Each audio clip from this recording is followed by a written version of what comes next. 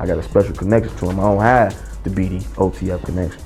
I got a different type of connection. When I saw nigga, I saw my big brother again. Big bro died, I saw my big brother again. He was a serial killer who bragged about killing people, and he professed and confessed to be a demon. He was dead, bro. If he wanted you out of there, he'll go do it himself on feet. Bye. Today, we're diving into the man who paved the way for King Von. The streets called him Silk, straight out of Ada Park. Before Day and Bennett hit the scene, there was Walter E. Bennett, Silk. And get this, Von and Silk could pass for twins, but there's a 20-year gap. Von's dad, Walter, was born October 28, 1974. In his early life, nothing ordinary. He gave me a lot of passes, could have killed me a couple times. Sources say Silk came into the world under raw street conditions. Hospitals, too risky. Born at home, delivered by a midwife on literal silk sheets. Yep, that's where the name came from. I was happy as hell when I found out. I cooked all day, relieved for the community, man, because he was torturing those guys over there. I ain't going. Silk's family wasn't broke. They had street cash flowing and luxuries most only dreamed of.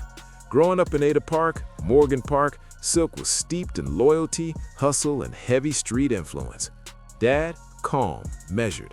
Mom, firecracker energy, attitude for days.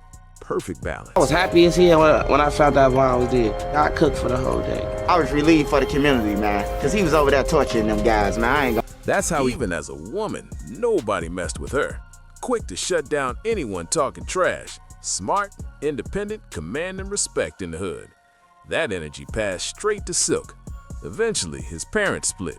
Stepdad Big Reggie stepped in, a straight-up street legend, millionaire with influence. Everybody couldn't hang with Von. Like, if you was hanging with Von, you had to accept everything that came with Von. You had to accept that you was gonna be in shootings, accept that it was gonna be that, and you had to be with it, you feel me, with Von. Big Reggie taught Silk how to move smart, stay 2 steps ahead, handle business without slipping.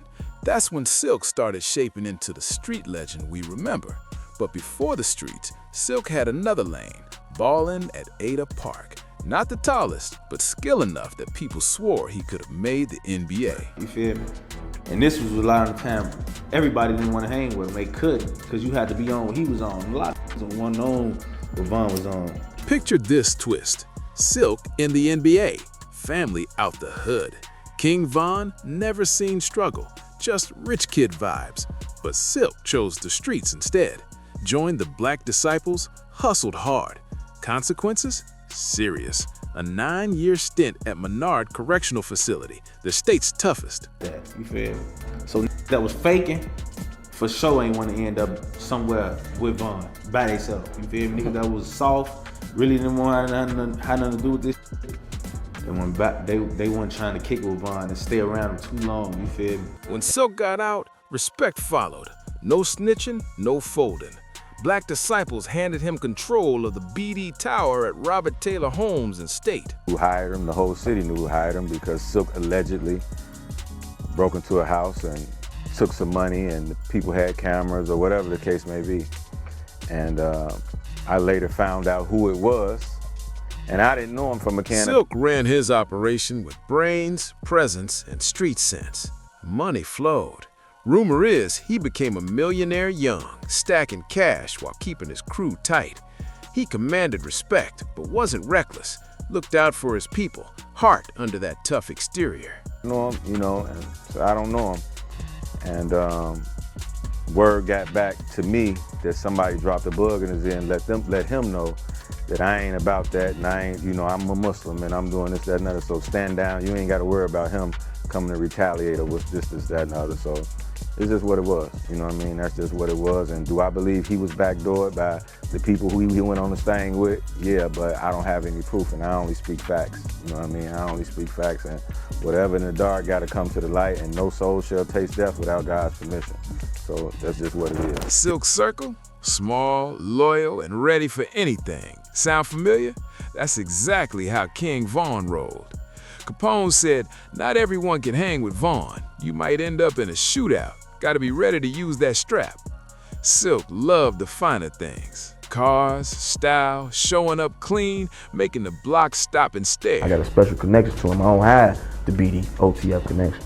I got a different type of connection. When I saw nigga, I saw my, I saw my big brother again. Big bro died, I saw my big brother again. Neighborhood lit up when Silk pulled up. Music, energy, eyes everywhere. The ladies? Silk had keys to multiple homes. Real charm, trusted access. Fast life, fast love, 7 kids with different women. Tension followed. That's why he and Van's mom split. Vaughn didn't see much of his dad, but sources say Silk never dodged responsibility, caught in the street cycle. Van always spoke highly of him, tweeting about how the streets took his father too soon. You know what I'm saying? It's crazy. Like, I'm with big bro every day. Kill his daddy with a sniper rifle. This shit get deep though, you know what I'm saying? Yeah, sniper. He hit him with a sniper rifle. They at the skate rink, but that's another story. He was a different nigga, you know what I'm saying? But he's just like Vaughn, big heart. Silk was killed when Vaughn was just 11. Streets talk 2 theories. 1, set up by someone close, trap over money, jealousy, betrayal. 2, long-running street beef, ops plotting for months, hitting with precision. Both shook the hood and left a mark on Van. Set up that night. So therefore, this was orchestrated. The people were paid to kill him that night. Fist for fist, knife for knife, gun for gun. You don't have the right to pull a gun and we're fighting. Silk's death changed Van. Colder, sharper, studying his dad's moves, loyalty, money, respect. Van didn't just want to be Silk's son, he wanted a legend of his own. Streets say Silk's legacy fueled Vaughn's rise.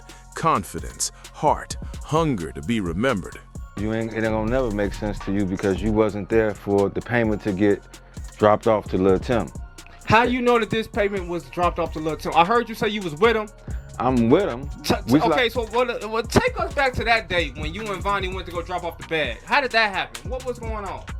Vonnie come get me from the house. They already got the money ready in the back of the Suburban, maybe a 97, 98 Suburban. And give me a pipe. I don't ask no questions. We roll and we go to the country part of Georgia and we can even pull my phone records. And that may let us know because my phone started roaming. This how deep we was in the sticks. My phone was roaming. Some whisper Silk got backdoored by a friend after a robbery gone wrong. Others hint jealousy and power plays. Truth? Silk lived off grid. No music, no fame, just streets and cash. Digging the real story is like chasing smoke. Most lean toward the street beef version. It feels real. Back then, the streets were cold, organized, deadly precise. One misstep, one glance, and it was over. We sitting on the side of the highway in a neighborhood though, a little 2-lane highway, sitting on the side of the highway. Lil Tim come flying past us on a 4-wheeler. I didn't know who he was, I didn't know the name. But prior to that, let's go back prior to that, we pull up on Quando at Quando's crib. My son tried to get the money to Quando. Quando say, no, I don't want nothing to do with that. You gotta go take care of yourself. Like, you're not finna put nobody else's money in my hand and they say it was short or whatever the case may be. You take that to him. You understand? So we end up taking the money to the guy. July 31st, 2005, the day Silk fell. At a roller rink, handling business, one sniper shot, gone instantly. The city went silent. Funeral packed, blocks lined, church overflowing. Friends, foes, everyone paid respects. Van, 11, absorbing the loss, carrying the pain like armor, determined the Bennett name would never be forgotten. Or whether or not they finna get some weed later on or what they finna do, I don't know. You know what I mean? But by him saying, Lil Tim, running from the police on the 4-wheeler, and like I said, it's like we're in the middle of a drug deal, so I know I Googled my phone because I got a partner named Tim from Memphis. He got caught up running through the woods with bags of money and everything. You can Google it.